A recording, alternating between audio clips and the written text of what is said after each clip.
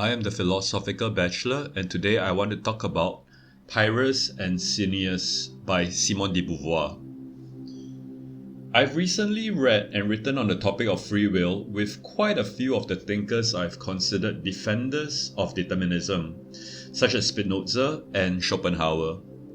Only one made a concerted defense of libertarian free will, and that is Robert Cain. However, that is not to say that most philosophers write their works assuming that the question of free will has been decided in the negative. That is, that we do not have free will. In fact, most write with the presupposition that we have free will, that we are free to act but within limits. There are always limits. Regardless whether we do or do not have free will, we have limitations we cannot surpass. For instance, our mortality, that we cannot live forever, or gravity, that we are unable to fly on our own bodily power. Determinism can be considered a kind of extreme limit. According to Schopenhauer, we are unable to act in ways that are in defiance of our innate character, and yet he suggests that our innate character has enough leeway to be able to reason clearly when presented with the facts, such that we can choose to deny our innate will's endless striving. As I had suggested in previous writings, once determinists leave the confines of their seminars on free will or their offices and stop thinking about free will or the lack thereof, they act as if they have libertarian free will, deciding whether to go home or to the pub. I want to examine now the Existentialist account, which believes we are radically free, but even in this radical freedom that we are confronted with limits. Freedom to them is a freedom within limits, these limits informing our freedom. To do that, I turn to Simone de Beauvoir's first philosophical work, Pyrrhus and Cineas, published in 1944 and hence written during World War II. I had already looked at her later major work, The Ethics of Ambiguity, published in 1947, which can be seen as a continuation of what she had begun in Pyrrhus and Cineas. In The Ethics of Ambiguity, she answers the question of how should we live, while in Pyrrhus and Cineas, she asks the more fundamental question, why should we act? This is why I began this essay talking about determinism. If we have constraints and limitations, with determinism being a limit case of being constrained in our actions, since in a deterministic world we really have no choice of our actions, why should we act at all? To be clear, de Beauvoir is not trying to tackle determinism. She is, however, tackling limitations, which we always face, be it from the laws of physics preventing us from flying by flapping our arms, or societal limitations, such as laws, mores, and norms which prevent us from living authentic lives, from being our authentic selves. Her book begins by recounting a tale from ancient Greece. King Pyrrhus, born in 319 BC, was speaking with his advisor, Cineas, about his war plans. First, he will conquer Greece, then Africa, Asia, Arabia, and then India. When told like that, it would seem natural that anyone would ask, then what? Cineas asks, and Pyrrhus answers, I will rest. If the story had stopped there, I suspect that contemporary audiences would not think it too curious. It resembles the stories of our lives after all, except we are not invading countries but trying to make a career. First I'll go to high school and then university and then maybe get a master's, then I'll get an entry-level job at a major multinational corporation, rise to manager, and then vice president, president, and finally CEO. And then I'll retire. Your interlocutor is unlikely to toss you the spanner that Cineas did to Pyrrhus. Cineas asked the king, why not rest right away? Why not indeed? If your friend had said that to you after you related your plan to climb the corporate ladder, you would likely laugh in his face. The reason why you intend to get a job and try to get promoted is so that you can afford the necessities of living. But Pyrrhus is no ordinary person. He is the king of Epirus. Whether he has one less or one more territory under his belt hardly makes a dent in his glory. If you know the story of his life, it will seem, however, that Cineas was a man of profound wisdom and prescience. You may perhaps be familiar with the term Pyrrhic victory. For instance, if you had done all those things you said, graduate, work your way up to chief executive, but in the meantime betraying all your friends, hurting your spouse and kids by your continual absence, ending in divorce and isolation, and finally dying of a heart attack from work stress. You may leave behind millions, hell, billions of dollars, but you may ask yourself at the end, was it worth it? What was the point? That is a Pyrrhic victory, where you have achieved your aims but at grave cost. The reason why such a victory is called Pyrrhic is because King Pyrrhus' life was just such a journey but in ancient Greek terms. He went and conquered through Europe, but replied when congratulated by a friend over a victory, "One more victory like that over the Romans would destroy us completely." He went on to more battles, always leading from the front, but finally died when an old woman threw from the rooftop a towel at his head. Biographer Plutarch, from whom we know Pyrrhus' tale, wrote that in terms of bravery and war experience, Pyrrhus was unequaled in his time. But if Pyrrhus had known how his life would play out when he first spoke to Cineas about his plans, would he have still pursued them? Towards the end, he had lost 2/3 of the army he started with, of 25,000 infantrymen, 3,000 cavalry and 20 elephants, finally dying in an alley in a strange land, aged 47. He won some battles but also lost some, had to flee from country to country, faced fierce resistance and finally died in ignominy. Why not rest right away? Cineas' question rings through the ages.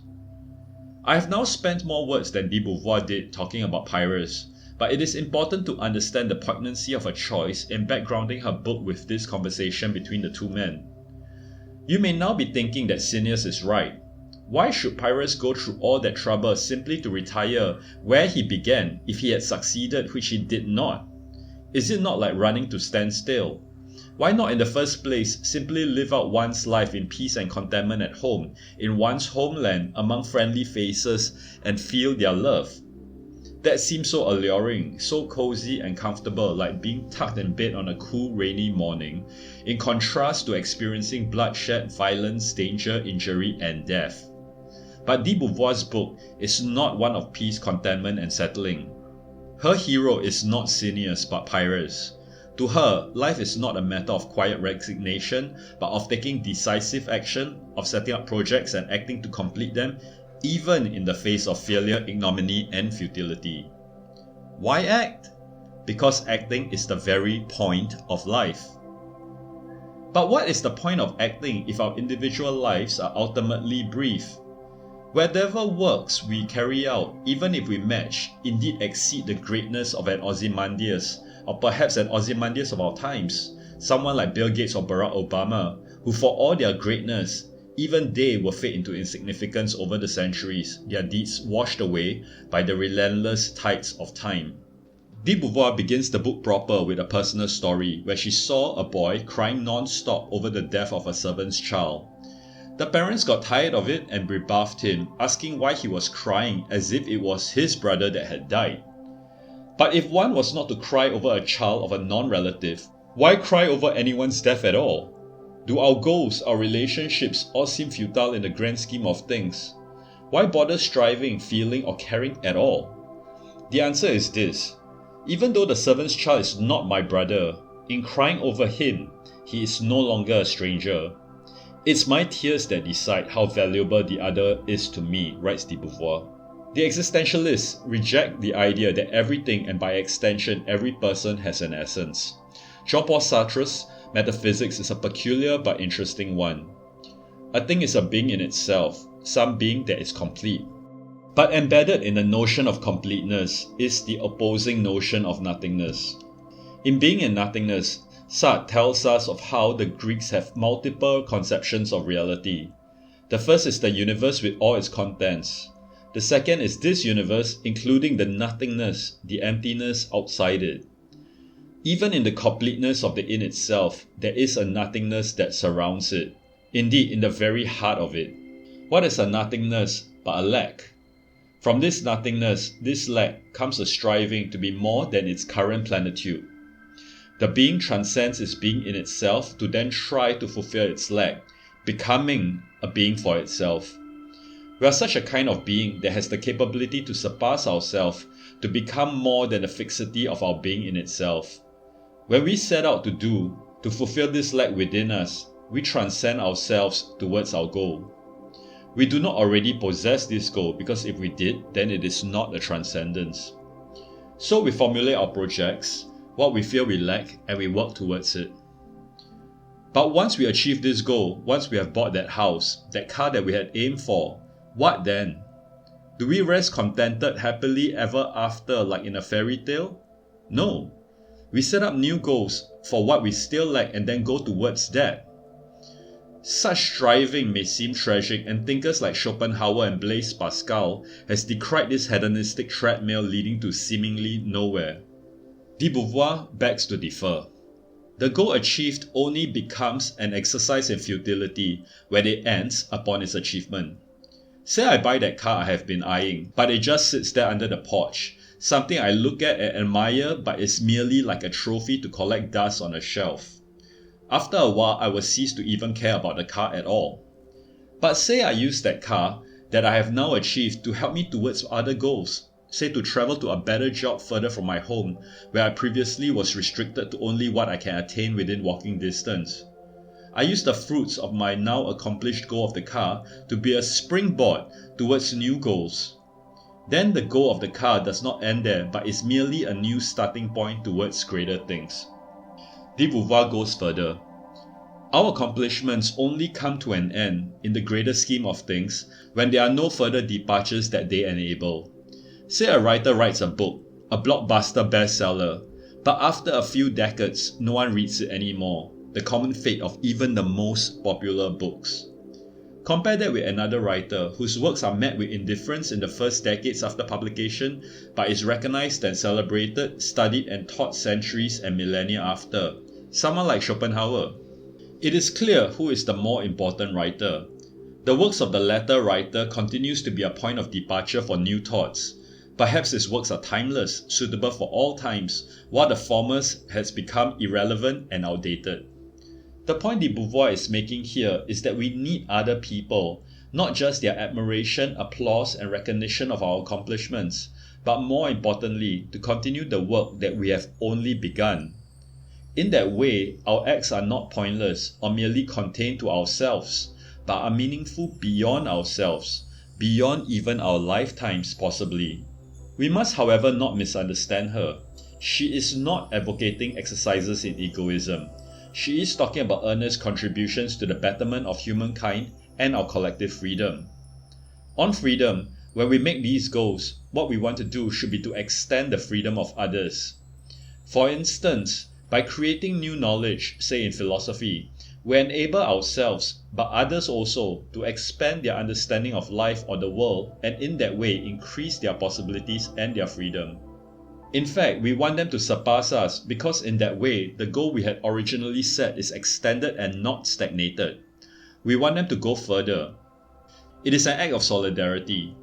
It is, however, not a goal setting for some absolute and infinite value, not an act of totalitarianism where we posit goals we want to force everyone to fall in line with.